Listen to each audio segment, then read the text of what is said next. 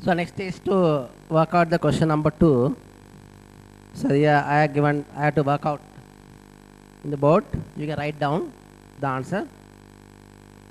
Questions are for questions, no answer is given. Only the small questions, only the answers are given, like a application check. Shall we go to the question number 2, please? Can you go through first? Question number 2.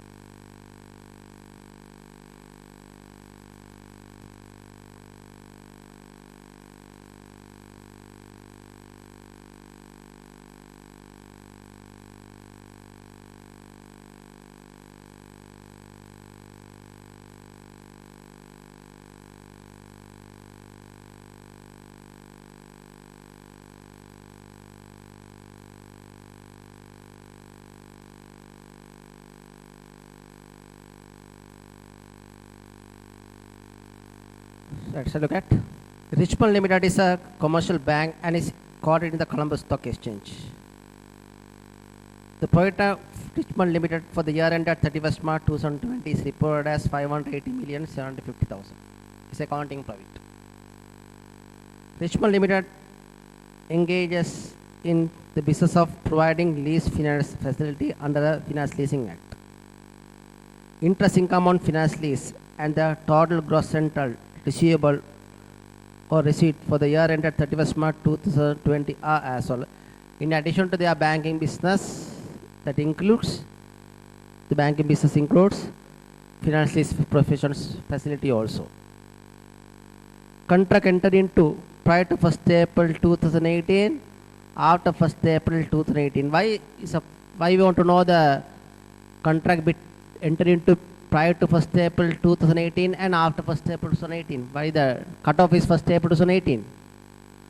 Yeah, the new act came in to operation 1st April 2018. Why the importance? The case of lessor under previous act prior to 1st April 2018, lessor is entitled to claim capital allowance on the asset. Therefore, the income become lease rentals. Is hiring. As I know, this finance leasing facility means is hiring in business. Rental is my income, so corresponding expense are capital allowance. But after 1st April 2018, as you know, as per section 49 subsection 2, it is considered the lessor transferring the ownership of the asset to the lessee. Therefore, it's something like a loan.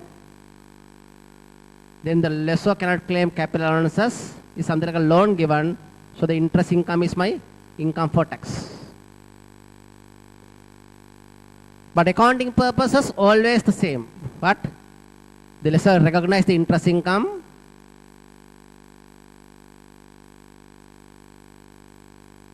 When you are getting a rental, capital element set off against the lease receivable, the interest amount credited to the income statement. But there's no asset declared as a property plant equipment, even though there's ownership. The assets are showing as a receiver, represented by a receivable amount. That's a lessor's book. So interest on finance leasing. prior to 1st April 2018, 55 million. After 1st April 2018, 25 million. Lease rentals, prior to 1st April 2018, 160 million. After 1st April 2018, 75 million. During the year, it had entered into the following finance lease agreements with its finance customers. Motor cars at a cost of 180 million. Motor buses at a cost of under 40 million. Motor lorries to be used in the distribution of goods at a cost of 150 million. Plant machine at a cost of 124 million. Can you claim the capital allowance on the asset entered into during the period? No. Why?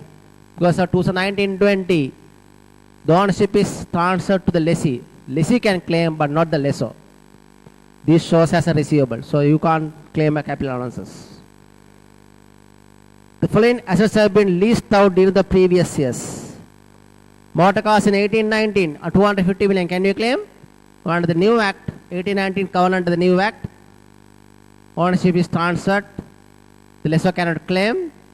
But 17-18, under the previous act, you can claim capital allowances at the rate of 20%. Yes. Motor lorries, 18-19, under the new act, you can't claim. 17-18, under the previous act, you can continue to claim capital allowance for 130 million rupees, motor buses, at the rate of 20%. The bank has charged liability of Veteran Financial Service and the NBTN Finance Services amounting to 45 million and 6 million respectively. So as you know, the banking sector may have to pay Veteran Financial Service and NBTN Financial Service. We'll discuss later on under the VAT Act. This is a separate charge is payable, separate type of VAT is payable by the bank and financial institutions. That is financial services VAT and NBT. So when you pay this one, what 11? It's not an input as output calculation. So basically this amount is calculated based on the profitability of the banking sector, based on the value addition calculation. It's a charge to the P&L account. So then the question comes whether it's allowable deduction. What's the answer? Yeah, I think if you go back to section 10(1)(b), last item. Can we go back to section 10(1)(b), last item?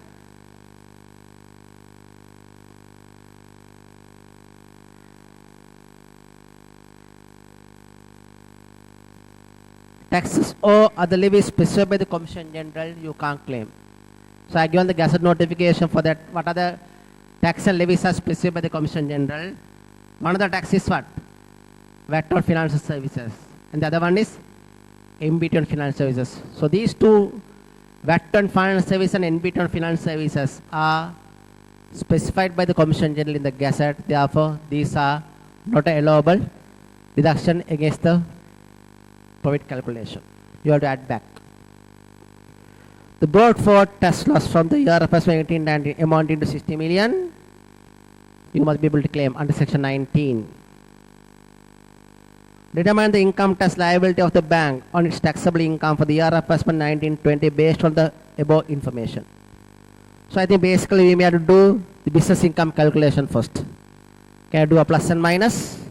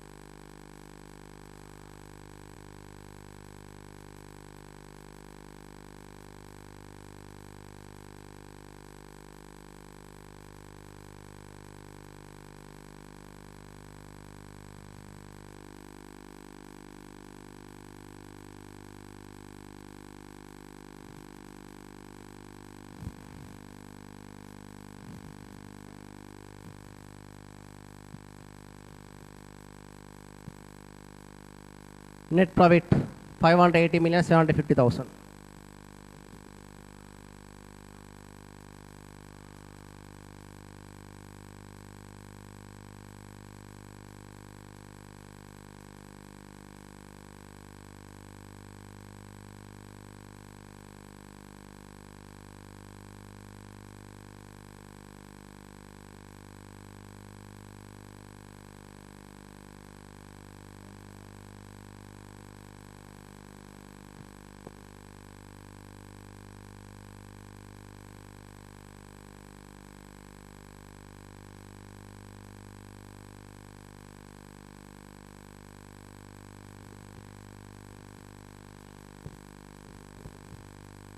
Then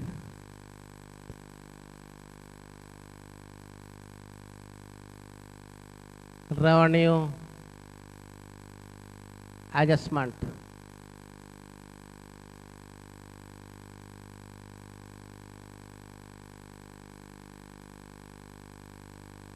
On finance leasing.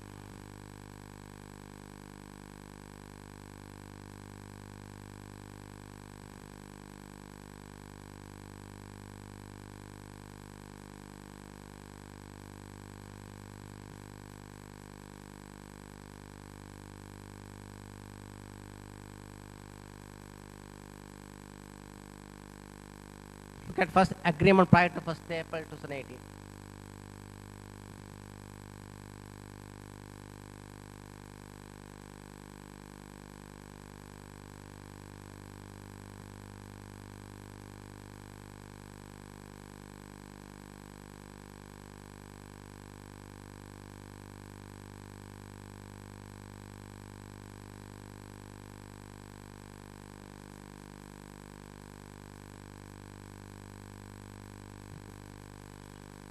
So agreement prior to 1st April 2018.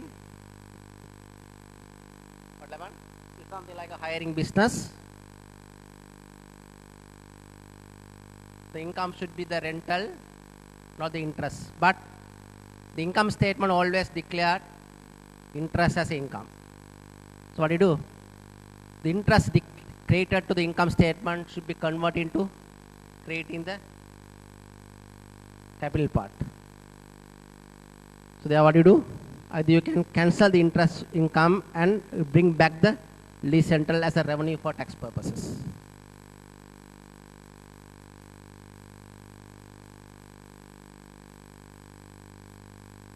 Interest.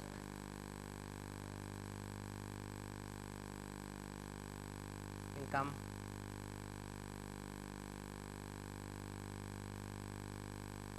We cancelled 55 million.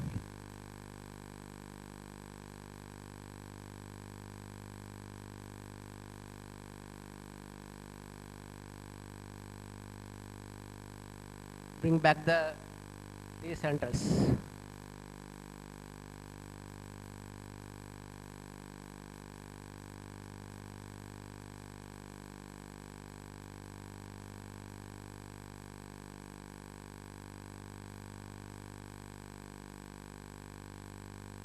Text. Under 60 million.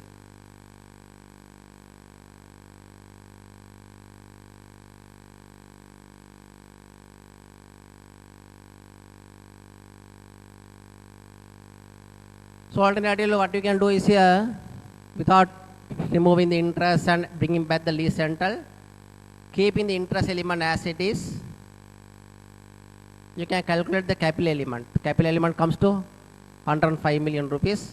You can add back, no? So the interest will be already there. Add back the capital, 105 million. Then the total rental will be created to the income statement. What I done is not that way.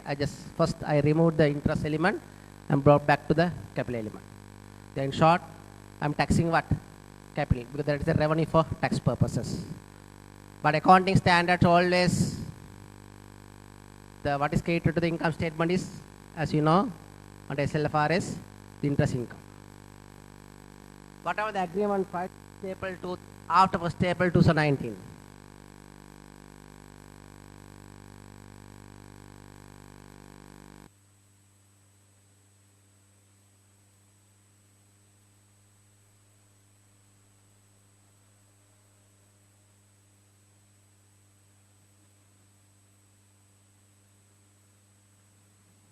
Agreement after 1st April 2018. What is taxable? Yeah, under the new act, is something like a loan given by transfer ownership. Interest income is taxable. For accounting purpose also, what has been created is interest income. Therefore, there won't be any adjustment. So no adjustment.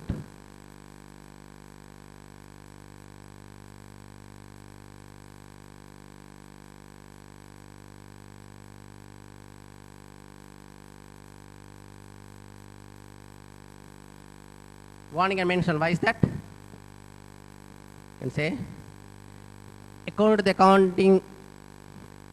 the accounting standard, interest is credited to the income statement.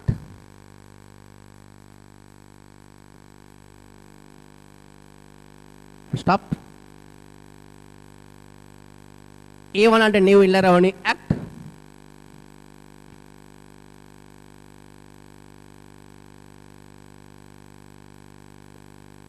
the finance leasing is similar to provision of loan. By transferring the ownership of the asset.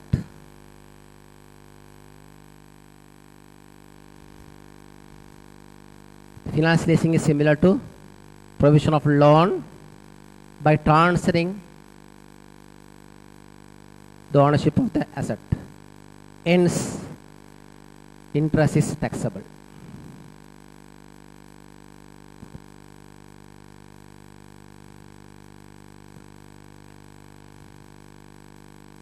Okay. Now I'll come to capital allowances.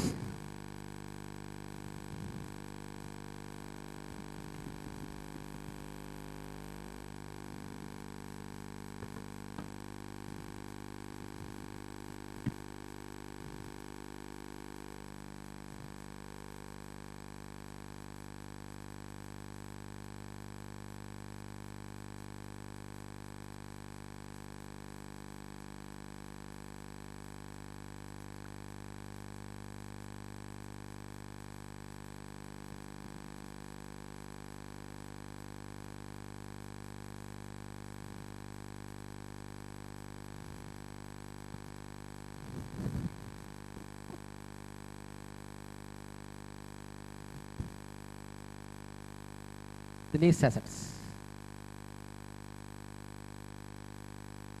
or other finance leasing assets.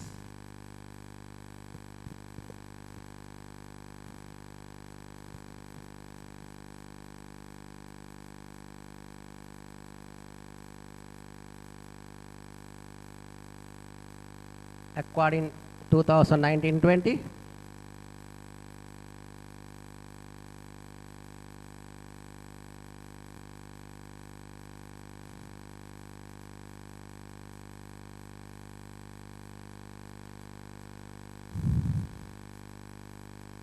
Acquired during the year first one 2019-20.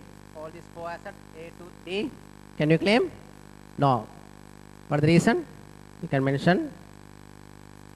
As per section 49 subsection 2,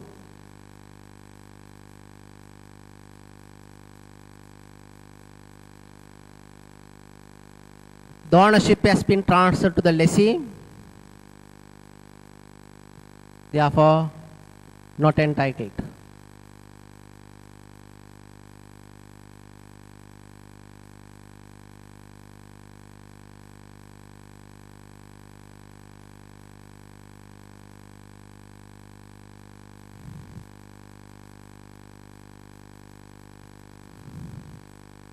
What about 18-19?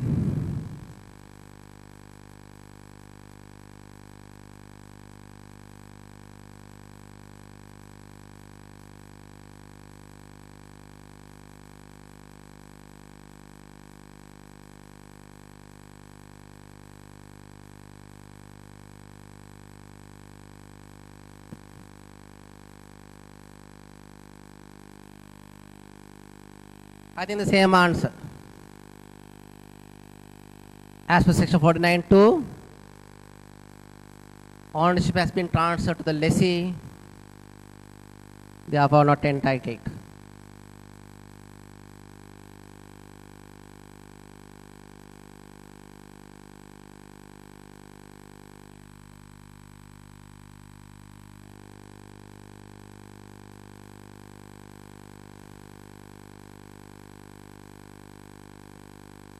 But acquired in 17-18,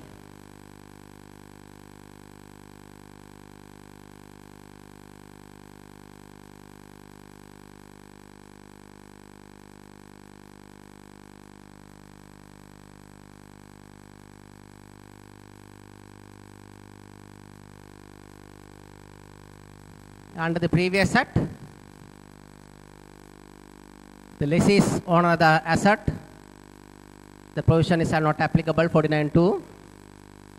It was not there on the previous act. So the lessor is continued to claim capital allowances. Balance capital allowances under the transition provision you can claim now. Motor cars.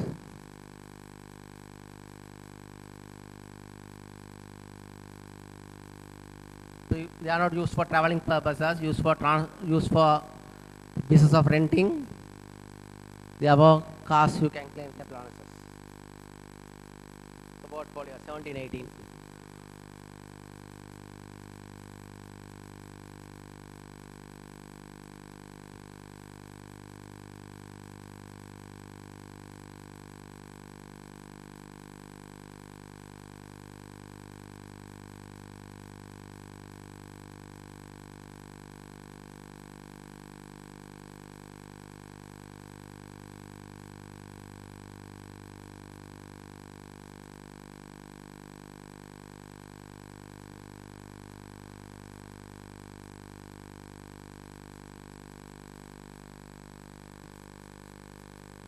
$30 million.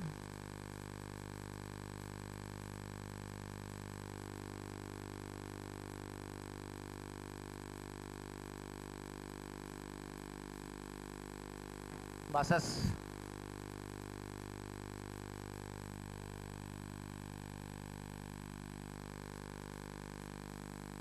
Under 30 million.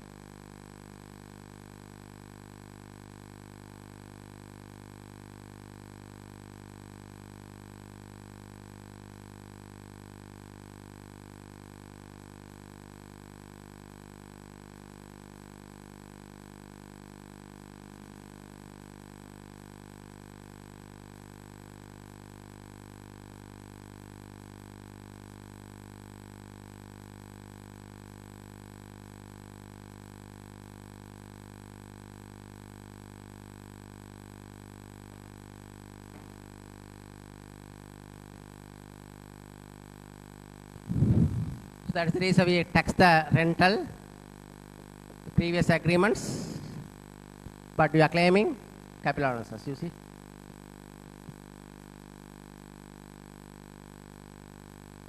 Then VAT on financial services.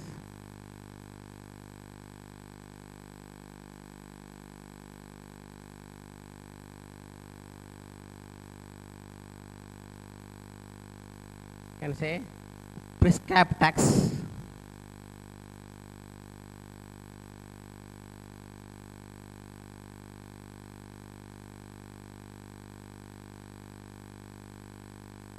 Therefore disallowed.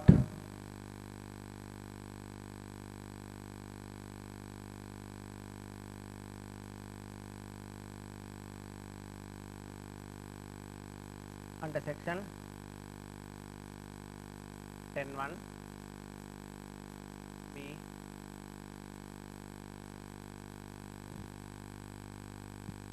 $45 million.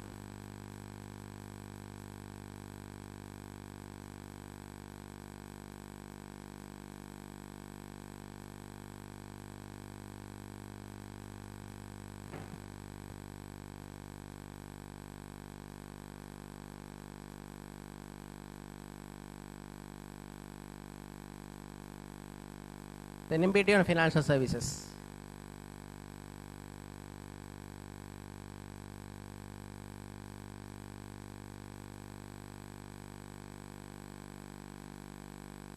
Same reason.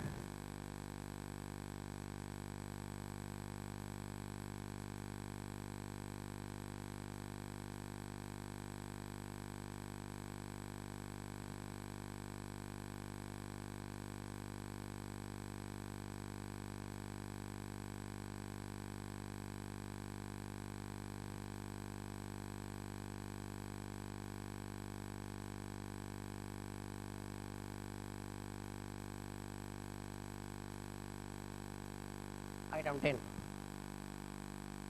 6 million.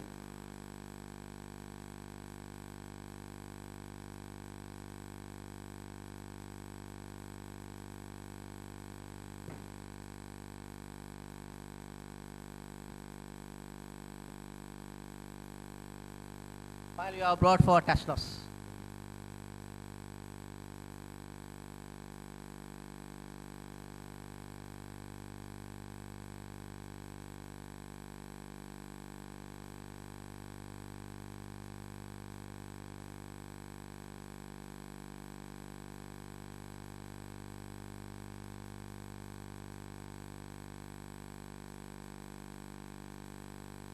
Third under section 19.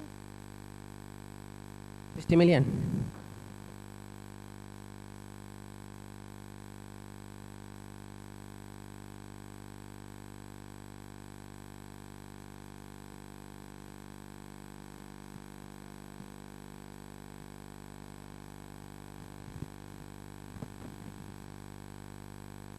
So now look at the calculation now. Net profit we have 580,750,000. That's correct. The agreements, lease agreements, revenue adjustments. As you know, because of the implication under the new Villa Revenue Act,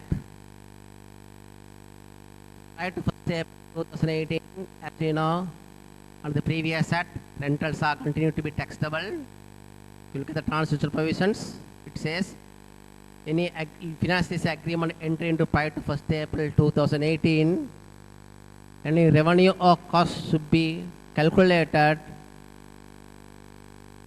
based on the transitional provision under the previous act. Therefore, we have to tax the under the previous act revenue under 60 million rental. So you eliminate the cancel the interest component. That means you are basically taxing the rental. Under the agreement after 1st April 2018, as you know, interest is taxable because it's something like a loan given. Since the interest is also credited to the P&L account, there won't be revenue adjustments. Interest is taxable for income tax purposes. Accounting also, interest is credited to the P&L account.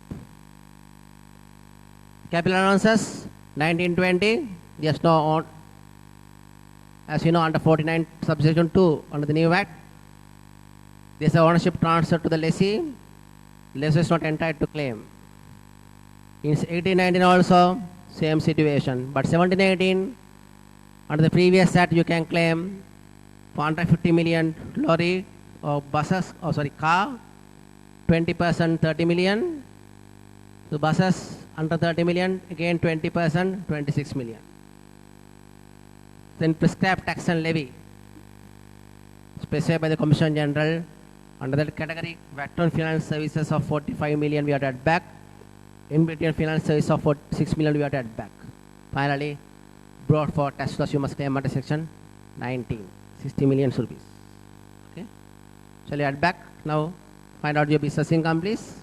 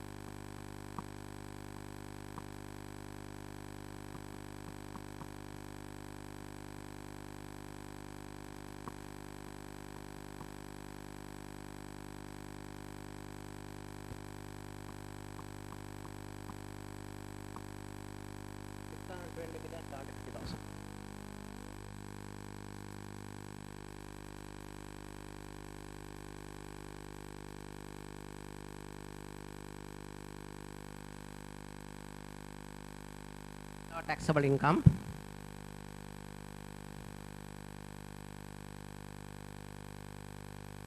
So what is my tax on taxable income?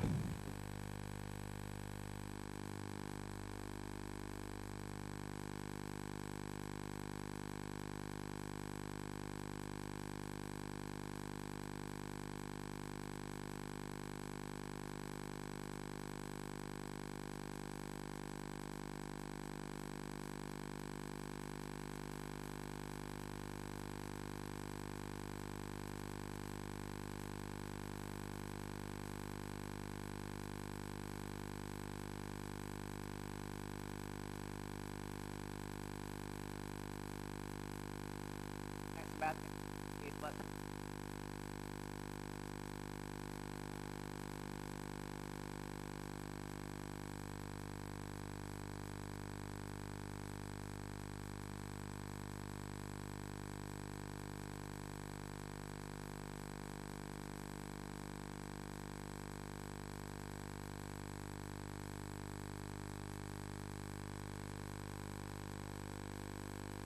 it's 173,810,000. So I clear?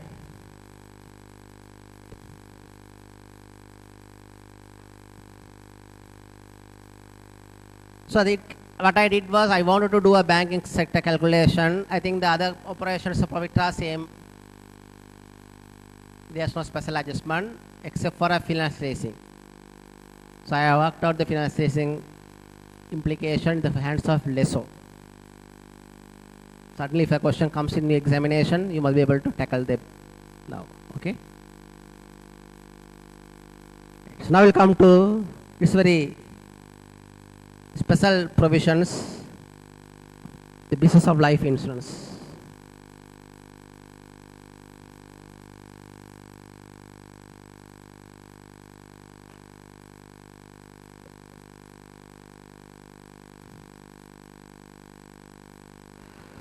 The life insurance business. Why life insurance business? There is separate provision. Yeah. Even the previous act, there was a section 92 under which the profits of the life insurance business are separately calculated, where the other provision doesn't apply.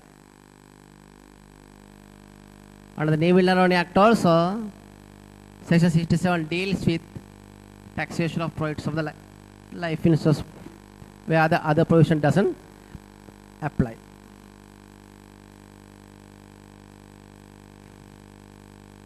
Why is that?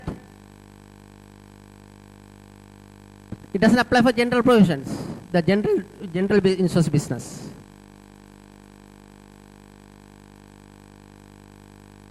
The life insurance business are basically, remember, major part of profits are belonging to the policy holders.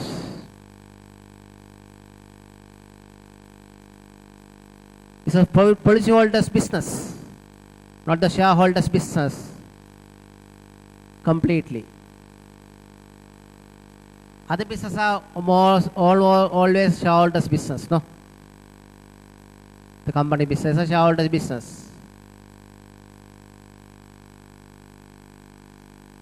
So you can't tax if you look at the income statement of the life insurance business, major revenue is what?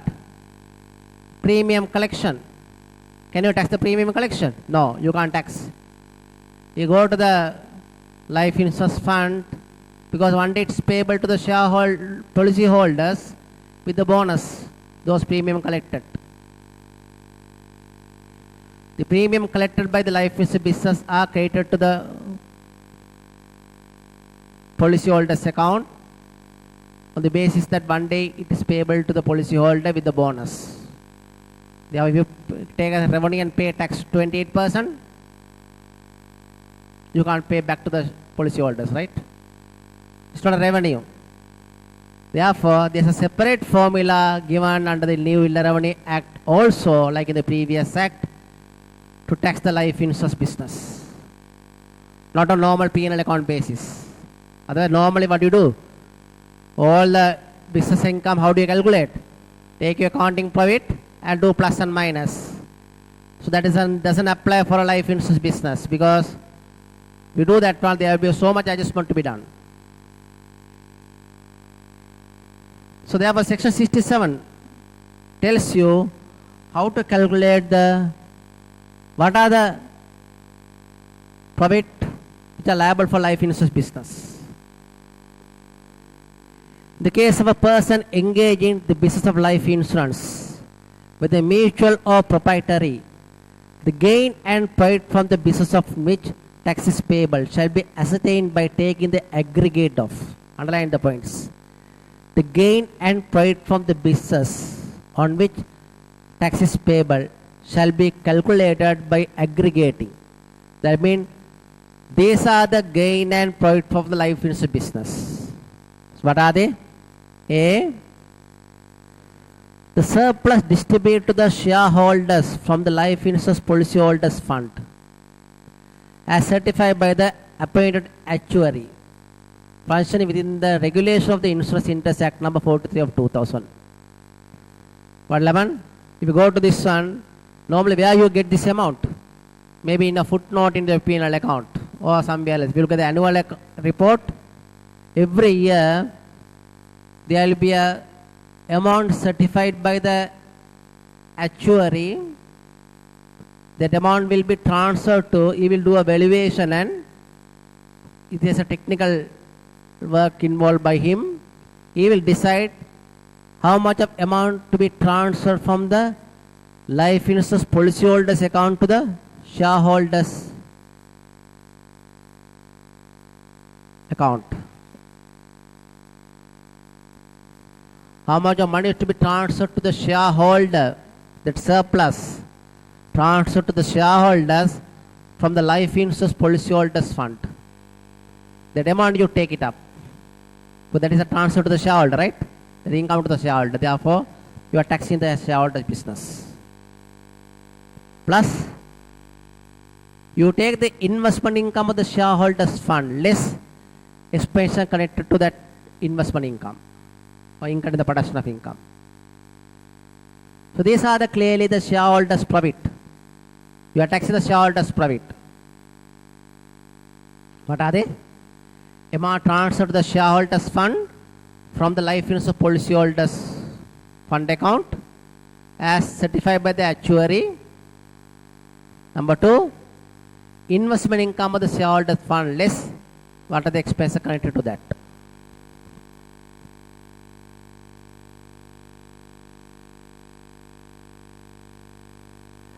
Take the aggregate. Subject to deduction under section 19. What is section 19? Claiming of loss. The bracket say loss claim.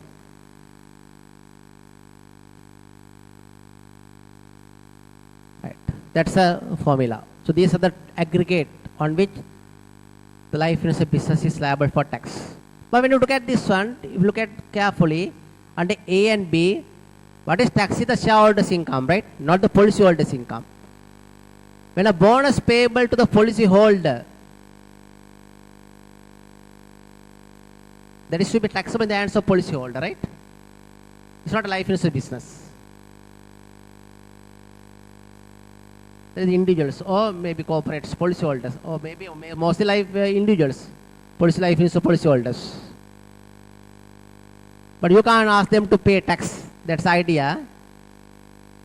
So they are, what the government intention is to tax the what are the benefit to the life insurance policy holder also in the hands of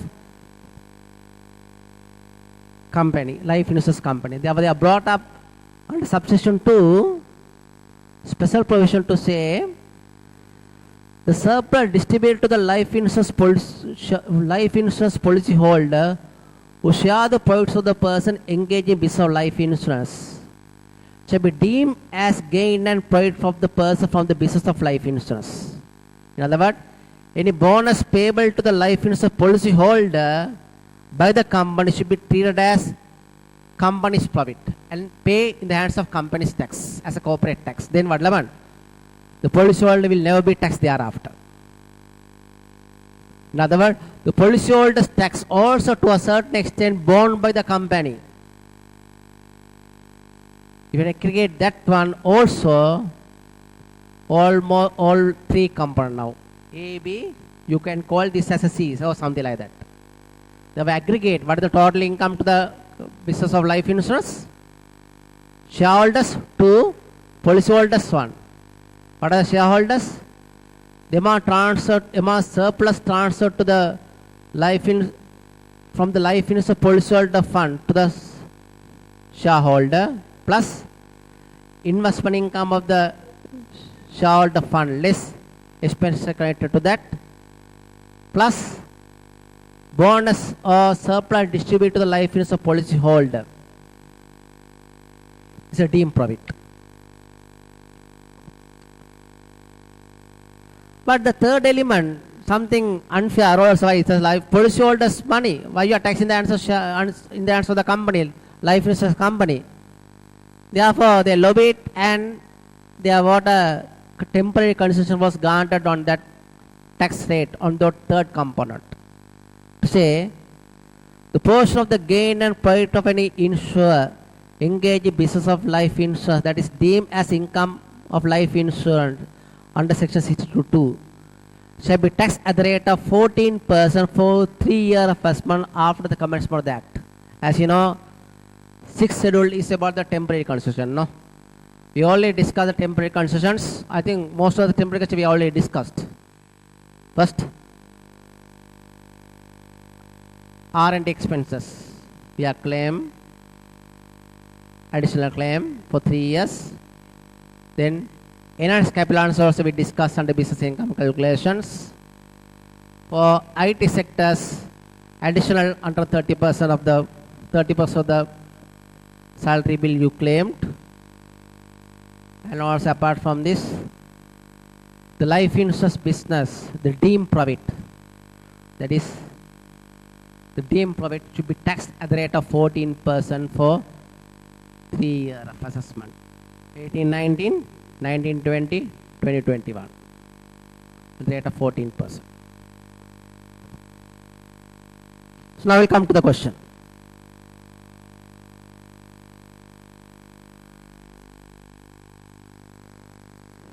So answers with you. Advise whether the provision of section 10 to section 18. What is section 10 to section 18? Normal deduction rule. Do apply for a life insurance business in competing income liable for tax. Capital allowances and all. Is it applicable? No. Section 67 deals with the ascertainment of gain and profit from the life insurance business. Therefore, the section 10 to section 18 do not apply in general for the business of life insurance. Why? It says, what are the components liable? Surplus distributed. Surplus distributed is not in line with the calculation of this. To calculate the surplus distributed is amount of surplus distributed decided by the actuary. That is not calculated as per section 10 to 18. No. The investment income less connected expenses. That is, what are the expense income, the production of that income, you can claim. Third element, the surplus distributed policyholder, again the amount of surplus, nothing to do with the calculation of the profit. So now look at the under 11 to calculate the business of life insurance. Can you read the question under 11 please?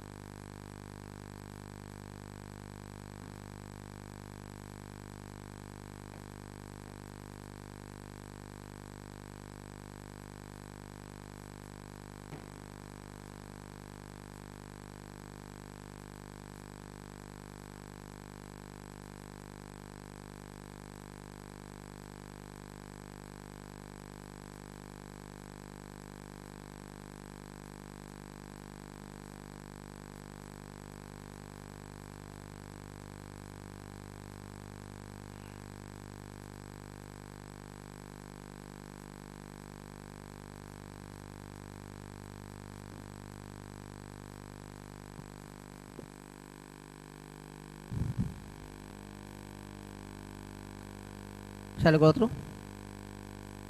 A company which is engaged in business of life insurance has the following financial information relevant to the computation of the gain and profit from the business for the year of ended 31st March 2020. 1. The surplus distributed to the shareholders from the life insurance policyholders fund as certified by the apparent actuary of 120 billion.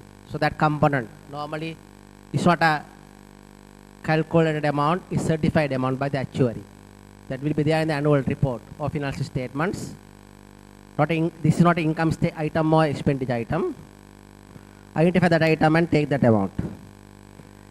Then investment income of the shareholder fund, less any expense incurred in the production of such income, 40 million. There may be a small income statement for that in your examination, if at all. You must be able to work out what is the investment income of the shareholders fund, less expense connected to that. You can claim, and it's a 40 million rupees. I give the round of figure. That's also part of the component of the business income. Number 3, surplus distributed to the life insurance policy holder as provided in the Regulation Insurance Industry Act. That is policy holder surplus deemed to be income of the life insurance business. Company sent. That is taxable at the rate of 14%, 50 million. Company has business loss brought forward from the year of 1819 of 70 million. Compare the income tax payable by the company for the year of 1920 in terms of section 67 of the Act. Yeah, take one by one. Business income. Surplus distributed to the shareholders from the life insurance policy fund 120 million. Net investment income of the shareholders fund 40 million. Surplus distributed to the life insurance policy holders 50 million. Minus brought for business loss section 19 70 million. That is my net business income. Now how do we tax? Question come, out of this 120 million tax at normal rate of 28, 40 million tax at 28%, but 50 million taxable at what rate? 14%. So the business loss you set off against what? It's beneficial to set off against what? Not against the third component. So I identify it first when you come to taxation. Tax payable on surplus distributed to the life insurance policy holder. 50 million I tax at 14% as per the 6th schedule temporary concession. Balance 90 million. What is the balance 90 million? There is 160 million minus 90 million. 160 million minus 70 million. 90 million tax at 28%. 25 million 200,000. They have a total tax liability comes to 32 million 200,000. Clear? But all if you are getting an income tax calculus life insurance business, I don't think it will be coming as a pre-seen. There may be a small calculation comes up. Or if you have to advise it for the life insurance business calculation, you should know the implication of that, right? In case if they tested in the examination.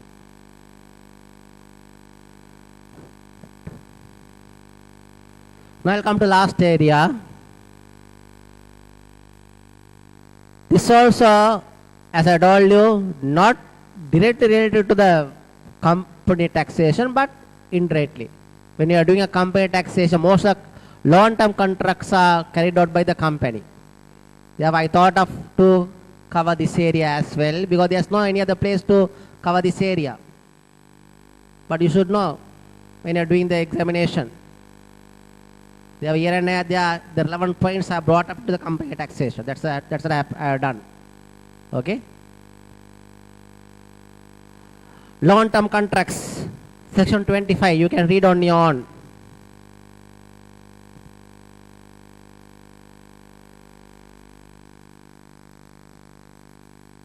So first you look at the what is the section to apply. What is the application of this section?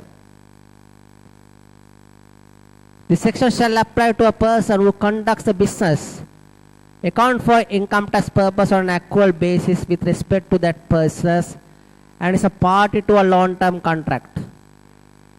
That means it's applied to a person who is a party to the long-term contract. What is a long-term contract? Long-term contract means a contract for manufacturing, installation or construction or in relation to each the performance of related services and which is not completed within 12 months of the date on which work under the contract commences. In other words, if a contract period lasts for more than 12 months, what are those contract period?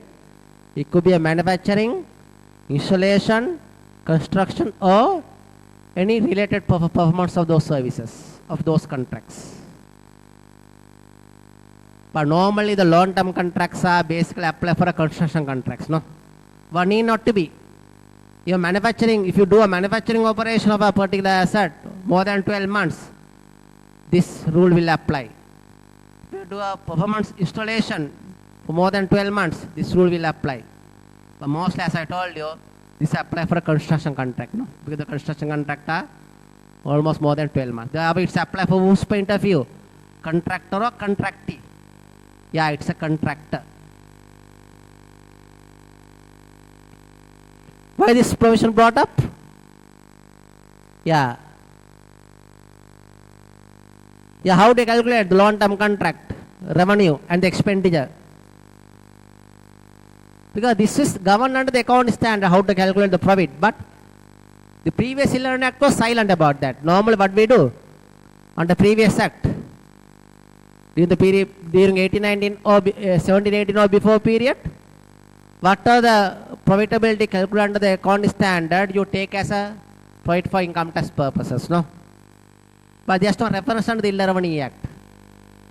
As I mentioned, the new Act is more straightforward. Even obvious thing also clearly mentioned. Now here it says the new Act, though you calculate for the account standard, this is the rule for income tax purposes as well. For long-term contract. How do you recognize the revenue and contract? Are you going to wait till the contract is over, or whether you can go with the percentage completion method? What does it say? Amount to be incurred or deducted in calculating the person's income that relate to a long-term contract shall be taken into account on the basis of the percentage of contract completed during the each year of person. So you calculate your revenue and the expenses based on the percentage of completion method. I think it goes in line with the accounting standards. There's no problem, right?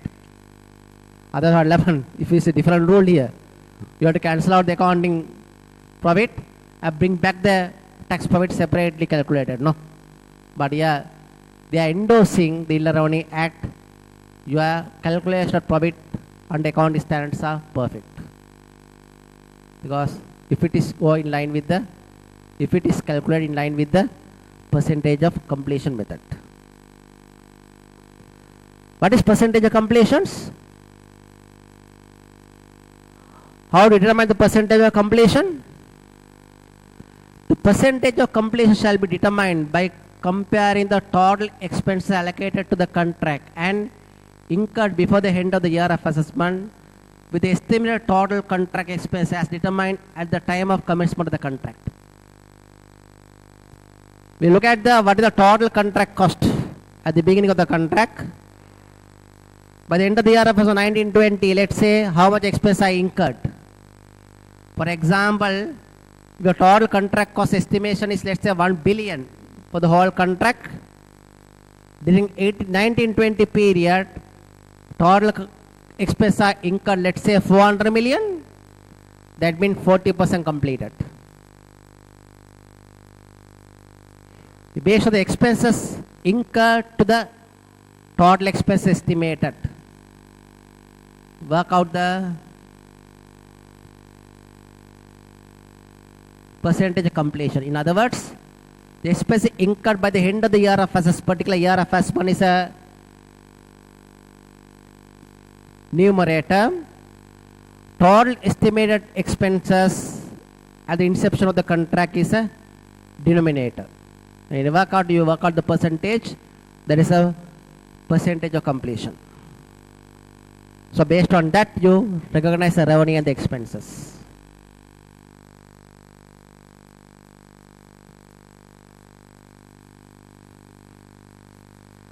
Carry back is applied only for long-term contracts only. Why the carry back? Let's say sometime when you look at the, let's say you have a contract for 4 years contract. Based on the percentage of completion, you tax the profit. Based on the estimation. First 2 years you tax the profit. But by the end of the year assessment, some unforeseen thing happened. The contract, overall the contract became a loss. So what has happened? Overall the contract for 4 years period, contract became a loss. But we got to know that one only in the 4th year.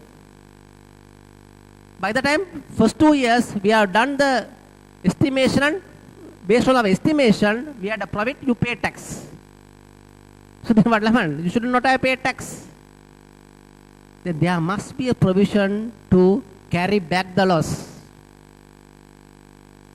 But the carry back cannot apply for other businesses because we are not taxing based on the loan percentage of completion, right? That's the reason.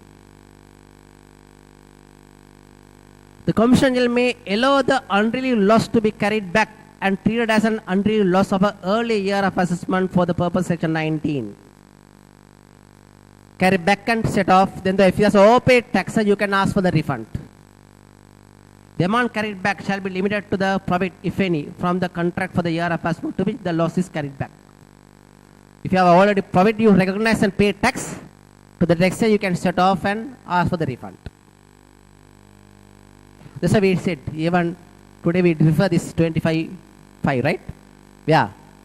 The case of change of underlying ownership of the company more than 50%, even the company cannot do the carry back also, right?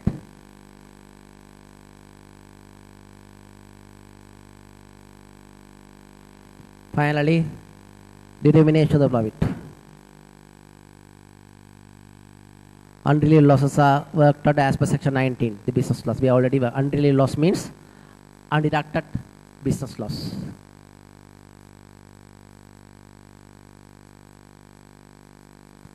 How to determine the profit or loss? Yeah.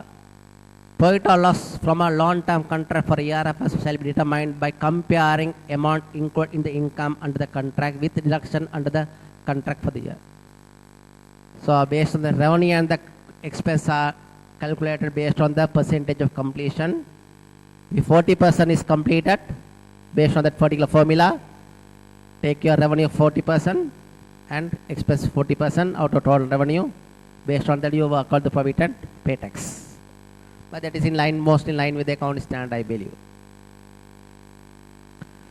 I think with that, we covered the compare taxation in detail. As you know, you should understand, I have not done only compare taxation.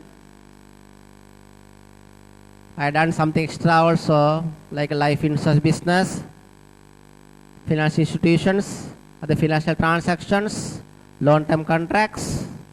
So many things we have discussed. So when I started with the section 6, I told you, already we discussed the business income calculation, everything, right? It's a balanced part we discussed under section 6 that we are covered now. So with that, I think you must be able to work out all the company taxation, right? Since you are at home these days, please review your previous discussion, what we have done up to section 6, all the charging section, source of income, business income, cash flows, investment income, exemptions, schedules, capital answer rate, everything you work out. Update this one also probably.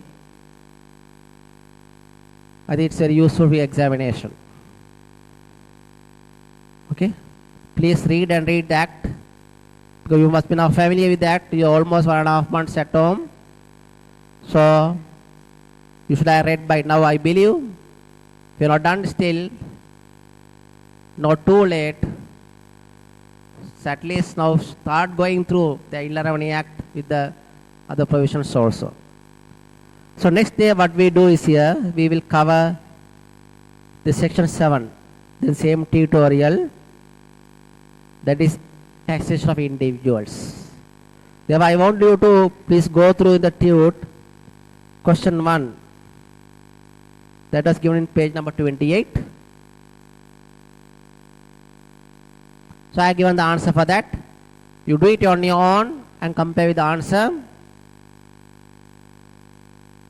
Section 2 and section 3 about the undisclosed income calculation, the calculation of profit based on that. This is a specific rule. You try to work out that or not work out. Please try to understand the question and the answers also. So then next day, I can just glance through the individual taxation as well, right? So after individual taxation, you have to move on to the other topics as well, right? So thank you very much. See you next day.